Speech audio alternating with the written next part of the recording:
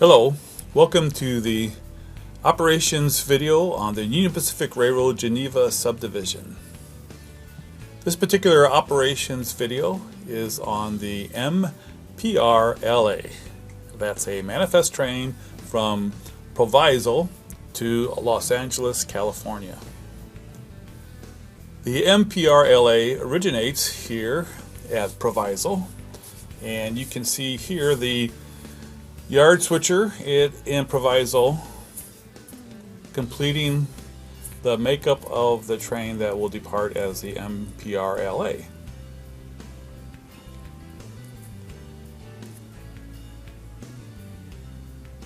Cars that come in from other trains are sorted by the Proviso yard switchers into 9 storage tracks.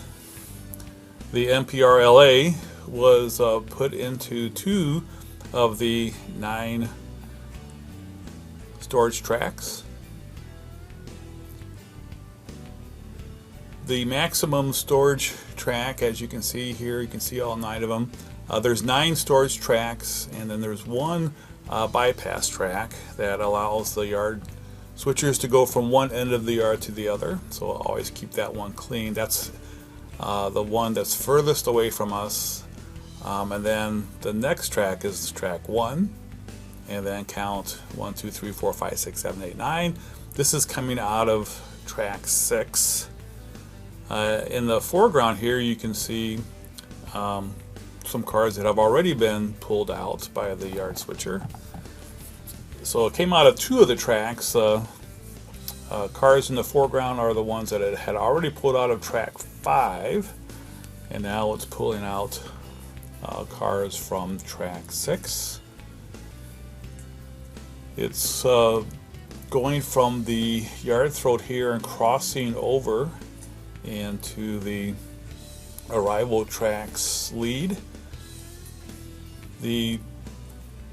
Looking at the tracks, the ones in the foreground, first of all you have the car shop there, and then you have 2 tracks of the main line, track 2 and track 1, and then the cars that you can see there, the half of the cars for the MPRLA, those are in 1 of the 2 arrival tracks. The track beyond those cars is the 2nd arrival track. Here you see the yard switcher now backing the remaining cars, the last set of cars, into the arrival departure tracks. There's 2 arrival / departure tracks. Now of course it's going to be used as a departure track. All right, pretty good latch up there, waiting for the brakeman to connect the hoses. Alright, now it's ready to push the remaining cars into the departure track so that it can leave from Proviso. It's a westbound train, so it'll be going out west towards Los Angeles. This particular train does have a stop in Franklin Grove. If you watch all the way to the end of this video, I have a little bit at the end on the yard list, the switch list that we use, and how the Proviso yard crew keeps track of which cars are on which track. I got this procedure from some friends of mine in Chicago who actually worked on the railroad. So they gave me a lot of information on how the yards actually work and how they handle incoming trains, and also how they handle outgoing trains. So make sure you watch to the end of the video so you can see that important information. So the yard crew has the full train pushed into the departure track. As you can see, it took out some slack so that the very large brakeman there could uncouple the tracks. And then the yard crew's uncoupling from train.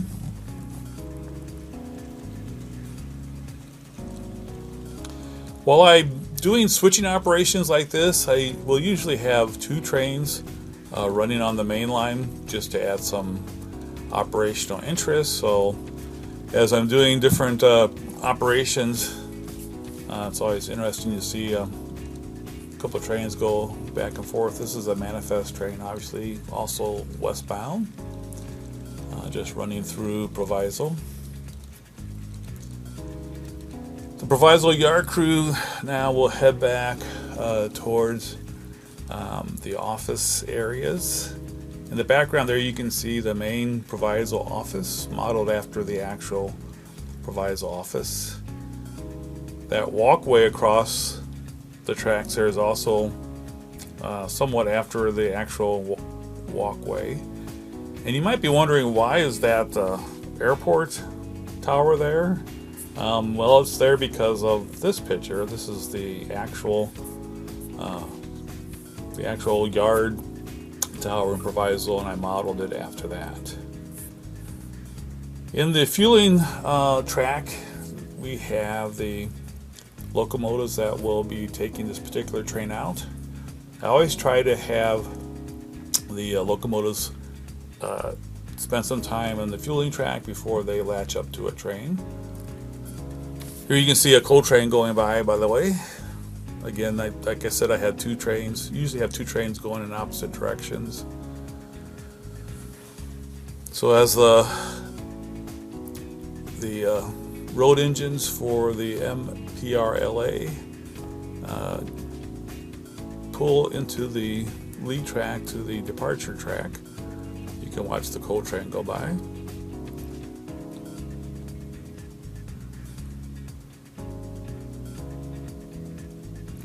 In the foreground there you can see some excursion trains. I do have the Challenger, which is the actual one of the 3 UP excursion steam locomotives. The Challenger, I think it's 3985, and then I also have the FEF 844. So both of those do not have the big boy excursion train. Maybe someday. It's pretty expensive, and I think they're all sold out too, but maybe they'll reissue them and I'll get that one too. Also have one of the 2 metro trains there, which we run periodically.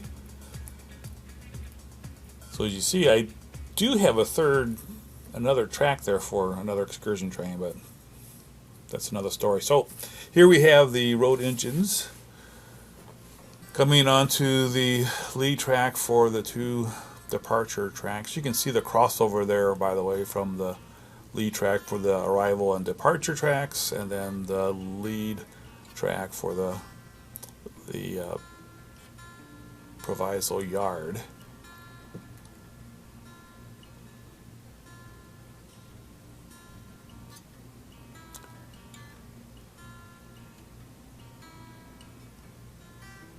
Alright, looks like we're all coupled up. Alright, the road units have done an air test and are ready to depart.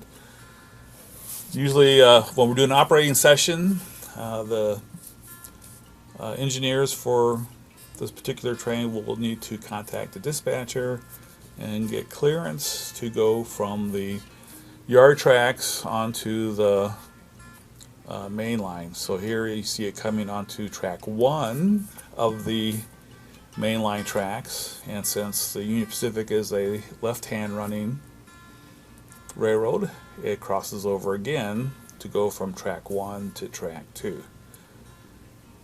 I do have about 1.5 car lengths between the 2 crossovers, so you don't go from one crossover straight into the other. Helps a little bit with tracking of the cars through the crossovers. Gives you a good idea of the length of the train. You won't see the entire length, but you'll see I think up almost all of it, maybe a couple more cars in length.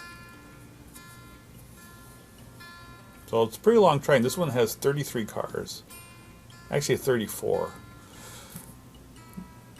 From Proviso, then, going westward, it comes into the city of Elmhurst. There are no industries that are switched here in Elmhurst on the layout. There might be in Elmhurst on the prototype, not sure. But on my layout, there are no industries. It's just a run through, but there is a metro stop when the metro trains run.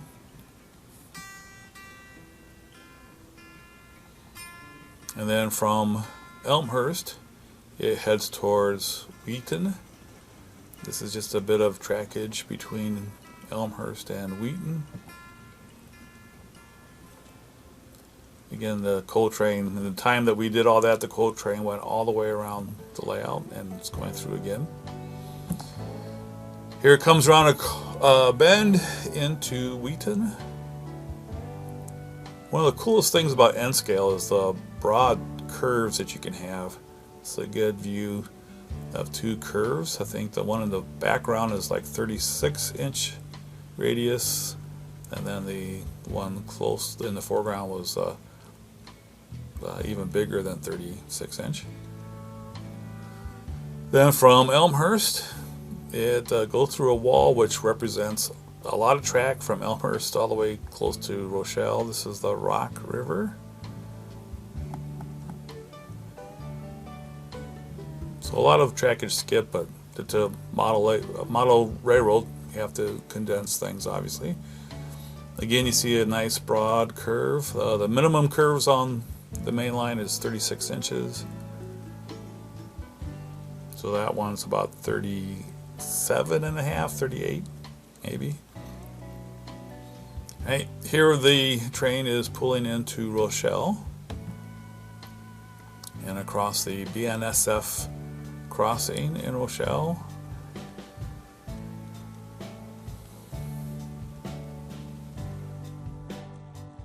As you can see, the train is slowing down a bit in anticipation to its stop in Franklin Grove to do some switching. Here you see it running towards the Del Monte warehouse. So we're just west of Rochelle now, on the outskirts of Rochelle.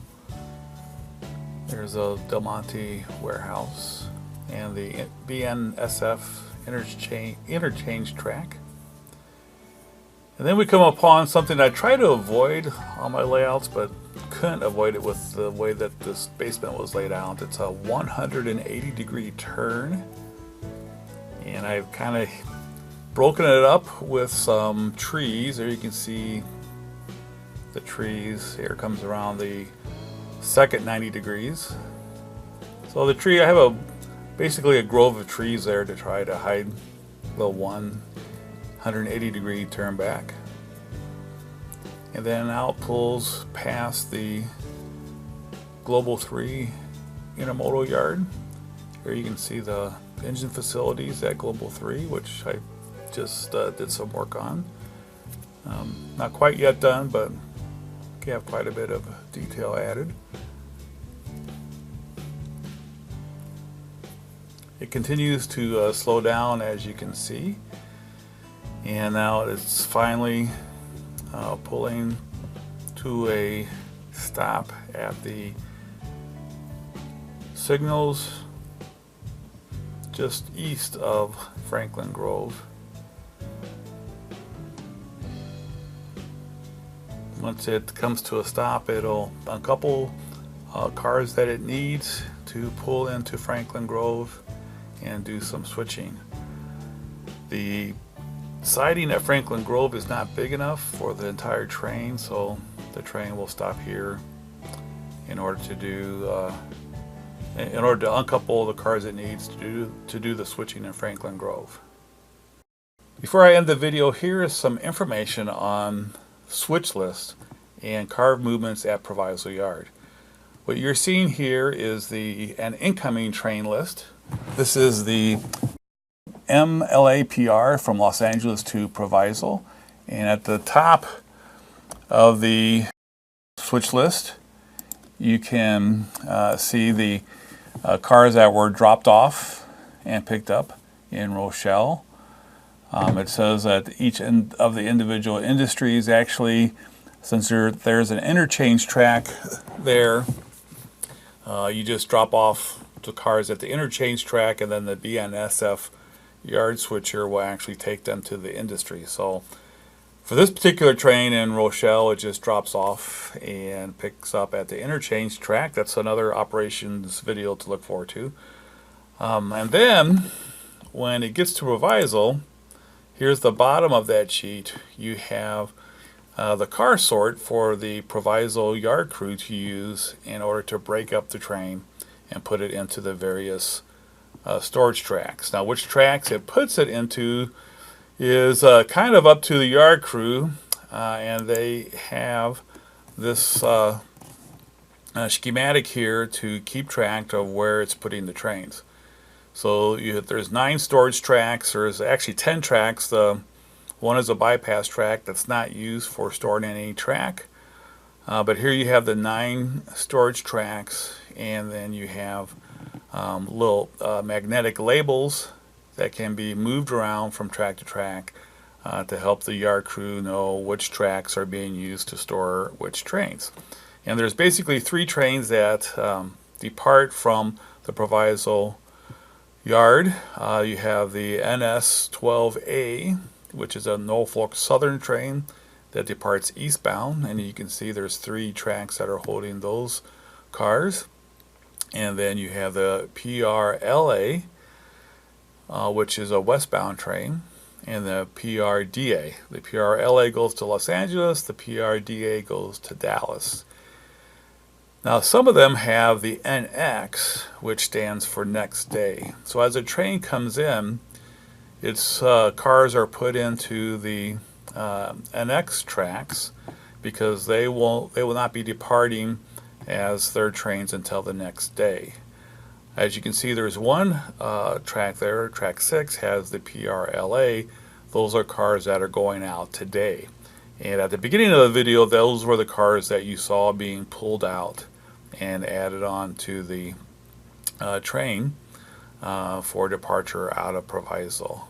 At the end of the day, I will take all the NX labels out and replace them with the corresponding trains without the NX. So the NS-12A NX will be replaced by the NS-12A, which you can see is just right there to the right of it. On the right hand side, I have just basically a place to store all the labels that are not being used.